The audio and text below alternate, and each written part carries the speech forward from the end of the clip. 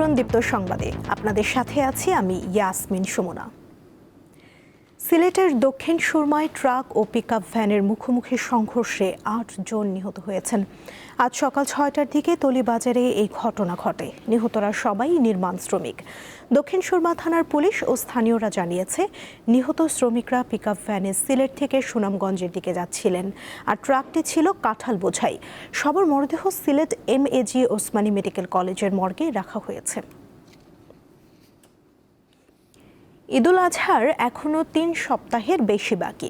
এরই মধ্যে রাজধানীতে কোরবানির পশু কিনছেন কেউ কেউ, তবে দাম বেশি, প্রতি কেজি ৫২০ টাকা। ঈদুল আজহায় পছন্দের গরু কুরবানির মাধ্যমে ত্যাগের বহিঃপ্রকাশ করেন ধর্মপ্রাণ মুসলমানরা। অনেকে ১-২ মাস আগেই পশু কিনে খামারে রেখে দেন ঈদের সময় বাড়তি ঝামেলা এড়াতে। এবারও রাজধানীর বিভিন্ন খামার ঘুরে পছন্দের গরু কেনার চেষ্টা করছেন অনেকে। এবার প্রতি কেজি গরুর জন্য গুনতে হচ্ছে ৫২০ টাকা। সেই হিসাবে প্রতি মণ পড়ে ২০,৮০০ টাকা। তবে ওজন ছাড়াও মিলছে পশু। মিডিয়াম সাইজের গরুগুলো চাইতেছি, এগুলো আমাদের দামের সঙ্গে আমাদের ইয়ার সঙ্গে মিলতেছে না, একটু বেশি মনে হচ্ছে। তো ওদের সবার একটা কথা, খাবারের দাম বেশি। তো খাবারের দাম বেশি, সবসময় কি খাবারের দাম বেশি থাকে, এটা আমি বুঝতেছি না। খামারিরা বলছেন, পশুখাদ্য ও পরিবহন খরচ আগের চেয়ে বেড়েছে। এর প্রভাব পড়েছে কুরবানির পশুতে। গত বছরের থেকে এবার খাবারের কস্টিংটা অনেক বেশি, কারণ খাবারের দাম বেশি এবছর মার্কেটে। তো প্রতি বছর যেরকম থাকে কুরবানির আগে দামটা বেড়ে যায়, কিন্তু এই বছর অনেক শুরু থেকেই দাম বাড়তি, যার কারণে সেটা তো গরুর উপরে পড়ে, সেটা আপনারাও জানেন। ঢাকার বাইরে থেকে বিভিন্ন জায়গা থেকে সংগ্রহ করি, সেখান থেকে কিন্তু আমাদের গাড়ি প্রতি ট্রান্সপোর্ট খরচ প্রায় 50-60% বেশি, যার কারণে সেটা কিন্তু আলটিমেটলি গরুর উপরেই পড়তেছে। এই কারণে আমাদের গরুর কস্টিংটাও বেশি পড়তেছে। বরাবরের মতো এবারও কুরবানির জন্য ছোট গরুর চাহিদা বেশি বলে জানান খামারিরা। বড় গরু নেয় কেউ, সেই ক্ষেত্রে একটু দাম ওই তুলনায়, ছোট গরুর তুলনায় বড় গরুর দামটা কম আর কি। আলোয়ান খান, দীপ্ত সংবাদ, ঢাকা। রাজধানীতে শুরু হয়েছে 4 দিনের ডিসি সম্মেলন। ওসমানী স্মৃতি মিলনায়তনে সকালে এর উদ্বোধন করেন প্রধানমন্ত্রী তারেক রহমান। জেলা প্রশাসকদের উদ্দেশ্যে দিক নির্দেশনামূলক বক্তব্য দিয়েছেন প্রধানমন্ত্রী। মন্ত্রিপরিষদ বিভাগ সূত্র জানিয়েছেন, এবার আলোচনার জন্য 498টি প্রস্তাব বাছাই করা হয়েছে। সম্মেলনে 64 জেলার ডিসিদের পাশাপাশি বিভাগীয় কমিশনাররাও অংশ নিচ্ছেন। বাৎসরিক এই সম্মেলনে মাঠ প্রশাসন পরিচালনার বিভিন্ন সমস্যা এবং সম্ভাবনা নিয়ে সরকারের নীতি নির্ধারকদের কাছে বিভিন্ন প্রস্তাব দেন ডিসিরা। জনপ্রশাসন যদি সঠিকভাবে কাজ করে, তাহলে অবশ্যই জনগণের রায় যে প্রতিফলিত হয়, সেটি আপনারা প্রমাণ করেছেন 12 তারিখের নির্বাচনে। আমরা চাই সততা, মেধা এবং দক্ষতাই হবে জনপ্রশাসনের নিয়োগ, বদলি কিংবা প্রমোশনের মূল নীতি। গত 2 দিনের বৃষ্টিতে মৌলভীবাজারে মনু নদীর পানি আবার বাড়ছে। এতে নতুন করে বন্যার আশঙ্কা দেখা দিয়েছে।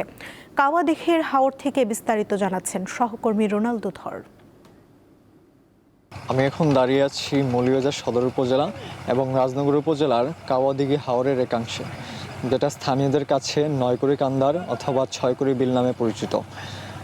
এইখানে এই সময়টাতে আমরা দৃশ্য দেখি যে কৃষকরা ধান তুলছেন অথবা তাদের ফসলগুলো পর্যালোচনা করছেন, কিন্তু এই সময়টাতে, বর্তমান সময়টাতে দৃশ্যটা একদম উল্টো হয়ে গেছে। এখানে ভারী বৃষ্টিপাতের ফলে এই হাকালুকি হাওর, হাইল হাওর এবং কাওয়াদিঘি হাওরের নিম্নাঞ্চলগুলো একদম পানির নিচে তলিয়ে গেছে, যেখানে প্রায় কৃষকদের, এই এলাকাগুলোর কৃষকদের প্রচুর ক্ষয়ক্ষতি হয়েছে তাদের ফসলগুলোর। অনেকে আছে তাদের ধানগুলো তুলতেই পারেননি, আর যাদের ধানগুলো পানির নিচে পচে গেছে তারা একদম আশা ছেড়ে দিচ্ছেন, কিন্তু তারা যারা তুলে আনছেন এবং রাখছেন সেগুলো পচে গেছে। তো সেই ক্ষেত্রে তারা অভিযোগ করছেন যে এখনও প্রশাসন থেকে তাদের সাথে কেউ এখনও যোগাযোগ করে নাই। এই কয়দিন ধরে তারা ভীষণ কষ্টের মধ্যে রয়েছেন। আমরা উপজেলা কৃষি সম্প্রসারণের সাথে কথা বলেছি, তারা বলেছেন যে কৃষকদের একটা গণনা করে তারা তাদেরকে একটা আর্থিক সাহায্য করা হবে। এবং তারা বলছেন কৃষি সম্প্রসারণ থেকে যে এখানে প্রায় 1432 হেক্টর জায়গাগুলো, নিম্নাঞ্চলের জায়গাগুলো প্রায় তলিয়ে গেছে, কিন্তু আমরা এখানে বাস্তব চিত্রটা দেখছি ভিন্ন। এখানে আমরা দেখছি যে প্রায় 2 থেকে 3 গুণ জায়গা পানির নিচে একদম তলিয়ে গেছে। কৃষকদের সোনালী ফসলগুলো একদম পানি পচে যাচ্ছে। কেউ কেউ আবার বুক পানির জন্য, গলা পানির জন্য তাদের ধানগুলো তুলতে পারেননি। তো আমরা আসলে এই দৃশ্যগুলো দেখছি কয়দিন ধরে। তো এই ছিল আমার কাছে মৌলভীবাজার কাওয়াদিঘি হাওর থেকে সর্বশেষ আপডেট। আজ বিশ্ব মুক্ত গণমাধ্যম দিবস। বিশ্বের অন্যান্য দেশের মতো বাংলাদেশেও দিনটি পালিত হচ্ছে। এবারের প্রতিপাদ্য শান্তিপূর্ণ ভবিষ্যৎ গঠন, মানবাধিকার উন্নয়ন ও নিরাপত্তার জন্য সংবাদপত্রের স্বাধীনতার প্রসার। 1991 সালে ইউনেস্কোর সুপারিশ এবং 1993 সালে জাতিসংঘের সাধারণ সভার স্বীকৃতির পর থেকে প্রতি বছর 3রা মে বিশ্বজুড়ে সাংবাদিকদের অধিকার আদায়ের অঙ্গীকার নিয়ে বিশ্ব মুক্ত গণমাধ্যম দিবস পালিত হয়ে আসছে। কিন্তু গণমাধ্যম এখনও পুরোপুরি মুক্ত হতে পারেনি। বাংলাদেশ সহ বিভিন্ন দেশে সাংবাদিকতার জন্য গণমাধ্যমের অনেক কর্মীকে জেল, জরিমানা, নিপীড়ন এবং মামলা হামলার শিকার হতে হয়েছে। কেউ কেউ হত্যাকাণ্ডের শিকারও হয়েছেন।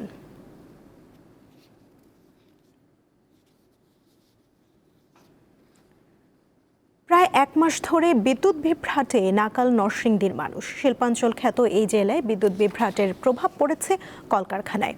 এরই মধ্যে দেখা দিয়েছে উৎপাদন ঘাটতি। এই অবস্থা চলতে থাকলে কাঙ্ক্ষিত উৎপাদন নিয়ে শঙ্কা প্রকাশ করেছেন সংশ্লিষ্টরা।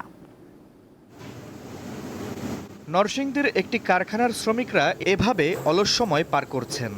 নির্ধারিত সময়ে কর্মক্ষেত্রে হাজির হলেও বিদ্যুৎ না থাকায় তারা কাজ করতে পারছেন না। 8 ঘন্টা ডিউটির মধ্যে 4 ঘন্টায় জায়গা কারেন্ট আর 3-4 ঘন্টা চালাইতে পারে। এর মধ্যে মনে করেন যে বিল পাই আমরা, আমাদের তো চলে না। প্রোডাকশনের ক্ষতি হয়, তারপরে সাইজিং এ উঠে আসতে পারে না, তাতেও বিল ধরা খাই। মানে প্রোডাকশনের লস, বিলও কম পাইতেছি, ফ্যামিলি চালাইতে পারতেছি না ঠিক মতো। উৎপাদন অনেকটাই কমে যাচ্ছে।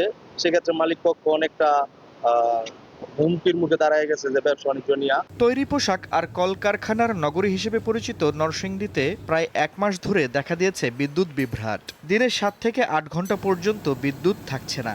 ঘন ঘন বিদ্যুৎ চলে যাওয়ায় ক্ষতির মুখে পড়েছেন মালিক শ্রমিকরা। এতে তৈরি পোশাক সহ বিভিন্ন কারখানায় দেখা দিয়েছে অসন্তোষ। কারণ বিদ্যুৎ সমস্যার কারণে শতকরা প্রায় 40% বেশি খরচ গুনতে হচ্ছে কারখানা মালিকদের। ব্যবসা বাণিজ্য করা অনেক কঠিন হয়ে গেছে। এই জন্য আমরা সরকারের কাছে দাবি জানাই অতি সত্বর যাতে বিদ্যুতের এই সেক্টরটা যাতে উন্নতি করা হয়। বিদ্যুৎ তো আমাদের উৎপাদনের একটা বড় সহায়ক।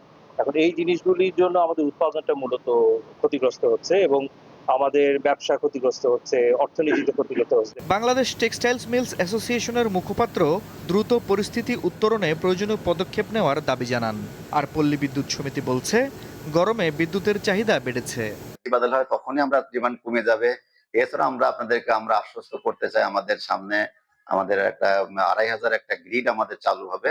এইটা 2 নাগাদ যদি চালু হয় সেই ক্ষেত্রে ওখানে আমরা কিছু বিদ্যুৎ আমরা ওই গ্রিড থেকে আমরা এদিকে মাধব দিয়ে নিয়ে আসতে পারবো।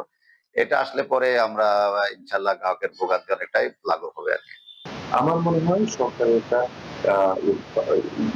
উচিত, একটা উদ্বেগ থাকা উচিত যে বিদ্যুৎ এবং জ্বালানির ক্ষেত্রে প্রায়োরিটাইজ করা, যে আমরা কোথায় বিদ্যুৎটা দিব প্রায়োরিটি বেসিস এবং কোথায় জ্বালানিটা দিব প্রায়োরিটি বেসিস, এই বিষয়টা নির্ধারণ করা উচিত। পরিস্থিতি মোকাবেলায় দ্রুত নিরবিচ্ছিন্ন বিদ্যুৎ সরবরাহের দাবি এলাকাবাসীর। আফরিদ হাসান, দীপ্ত, বার্তাকক্ষ। নারায়ণগঞ্জে বিদ্যুতের লোডশেডিংয়ের কারণে খাদ্যদ্রব্যের প্রতিষ্ঠানে উৎপাদন ব্যাহত হচ্ছে, ফলে বাড়ছে পণ্যের দাম। সমস্যা সমাধানে দ্রুত পদক্ষেপ নেওয়ার দাবি জানিয়েছেন সংশ্লিষ্টরা। দেশের অন্যতম খাদ্যপণ্যের পাইকারি বাজার নারায়ণগঞ্জের নিতাইগঞ্জ। গম থেকে আটা, ময়দা, সুজি, ডাল সহ বিভিন্ন পণ্য এই বাজার থেকেই উৎপাদন ও সরবরাহ হয়। জ্বালানি সংকটের পাশাপাশি গত কয়েক সপ্তাহে বেড়েছে লোডশেডিং। এতে অনেক মিলে বন্ধ থাকছে উৎপাদন। বিদ্যুতের অভাবে ডিজেল চালিত জেনারেটরের ওপর নির্ভর করতে হচ্ছে কারখানা মালিকদের। কারেন্ট গেলে আসতে যায় না, 1 ঘন্টা পরে 2 ঘন্টা পরে 2 ঘন্টা বা 3 ঘন্টা লাগে বসে থাকি। মার খেতেছি, পড়াশোনা হইতেছে না, মালিক আমাদের সাথে উল্টাপাল্টা কথা কইতেছে। ট্রাক ড্রাইভারদের অভিযোগ, পাম্পে সব সময় জ্বালানি তেল পাওয়া যায় না, আবার দামও বাড়তি। যদি আমরা জিজ্ঞেস করি আমাকে গাড়ি তেল দেন না, ড্রামে দিতেছেন, এটা নেতাকে দিতে হয়, মুখ নেতারা দিতে নাহলে পাম্প বদ্ধ হইব। টাকা যদি 14,000 টাকা ভাড়া নিছি, এখন যদি 16-17,000 টাকা ভাড়া চাই, তারা মানতে চাইতেছে না, কারণ লিটার প্রতি আপনার 15 টাকা 16 টাকা বাড়ছে। ব্যবসায়ীরা বলছেন, বর্তমান পরিস্থিতিতে উৎপাদন সচল রাখা কঠিন হয়ে পড়েছে। আবার ট্রাক ভাড়াও বেড়ে গেছে 20 থেকে 30%। এসবের প্রভাব শেষ পর্যন্ত খাদ্যপণ্যের খুচরা বাজারে পড়ছে। ফ্যাক্টরির উৎপাদন ক্ষমতা 100 টন, এটা হয়তো 20% কম উৎপাদন হচ্ছে, ফলে আমার কিন্তু উৎপাদন খরচ বেড়ে যাচ্ছে।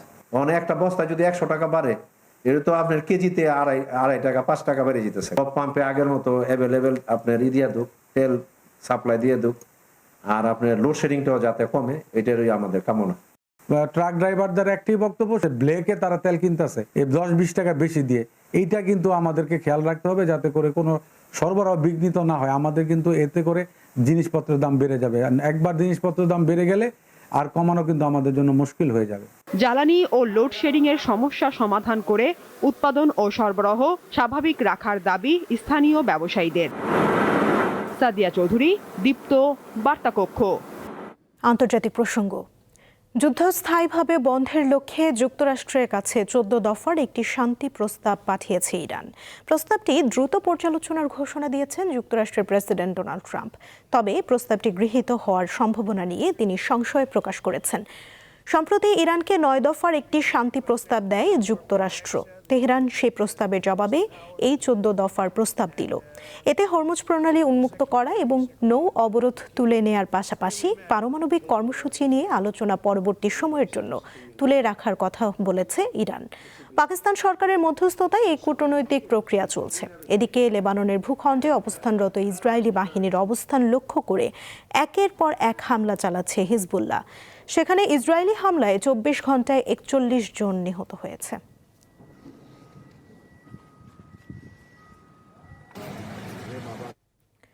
ফিলিস্তিনের অবরুদ্ধ গাজা ভূখণ্ডে যুদ্ধবিরতির মাঝেও প্রতিদিনই হামলা ও হত্যা চালাচ্ছে ইসরায়েল।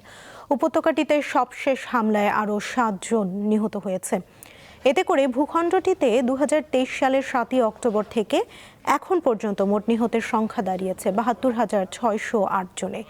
নিহতদের এই তালিকায় হাজারো ভবনের ধ্বংসস্তূপের নিচে চাপা পড়া ব্যক্তিদের হিসাব করা হয়নি। গাজার স্বাস্থ্য কর্মকর্তাদের মতে গত বছরের অক্টোবরে যুদ্ধবিরতি ঘোষণার পর থেকে এ পর্যন্ত ইসরায়েলি হামলায় 828 জন নিহত হয়েছে।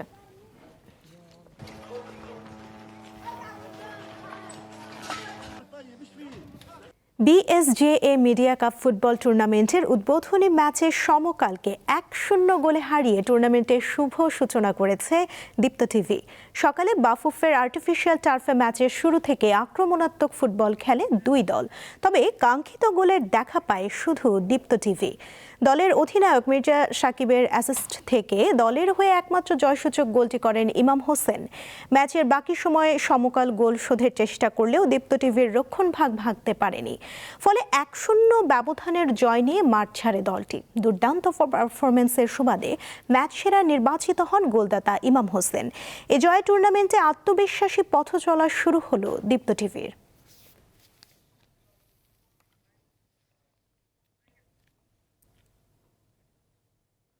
এই ছিল এখনকার মতো। পরবর্তী সংবাদ দুপুর 2টায় দেখার আমন্ত্রণ রইল। এছাড়া আরও তথ্য পেতে যুক্ত থাকুন দীপ্ত ডিজিটাল প্ল্যাটফর্মের সাথে। ধন্যবাদ সবাইকে।